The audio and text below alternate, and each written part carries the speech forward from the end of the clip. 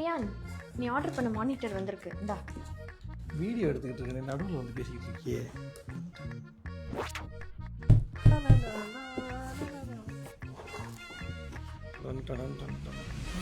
Oh my God. இந்த மானிட்டரை நான் replace பண்ணிடுவேன்.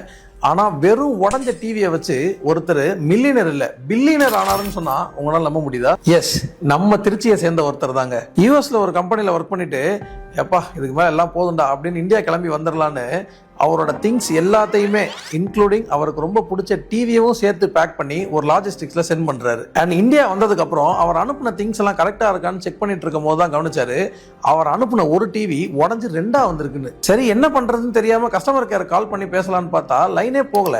சரி இமெயிலாவது அனுப்புவோம் அப்படின்னு சொல்லி பார்த்தா ரிப்ளையும் வரல. எப்படியோ போராடி 5 மாசம் கழிச்சு அவரோட கிளைம் அமௌண்ட் கிடைச்சிருது. என்னடா கஸ்டமர் சர்வீஸ் இவ்வளவு மோசமா இருக்கேன்னு அந்த கம்பெனியை பத்தி ரிவ்யூ போடலான்னு போய் பார்த்தா அப்பதான் தெரியுது அவர் மட்டும் அந்த கஸ்டமர் சர்வீஸால பாதிக்கப்படலன்னு. இந்த ப்ராப்ளம் ஐடென்டிஃபை பண்ணப்பதான் அவருக்கு ஒரு ஸ்பார்க் வந்துச்சு. இங்கதான் இப்படி ஒரு ப்ராப்ளம் இருக்கே, அதை ஏன் நம்ம சால்வ் பண்ணக்கூடாதுன்னு. அண்ட் இவ்வளவு நேரம் நான் பேசிட்டு இருந்தது வேற யார் பத்தியுமே இல்ல, founder and former CEO of Freshworks mister Girish மாத்ருபுரத்தை பத்தி தான். அண்ட் இன்னைக்கு அக்ராஸ் 120 கண்ட்ரீஸ்ல 55,000+ யூசர்ஸ் ஃப்ரெஷ்வொர்க்ஸை யூஸ் பண்ணிட்டு இருக்காங்க.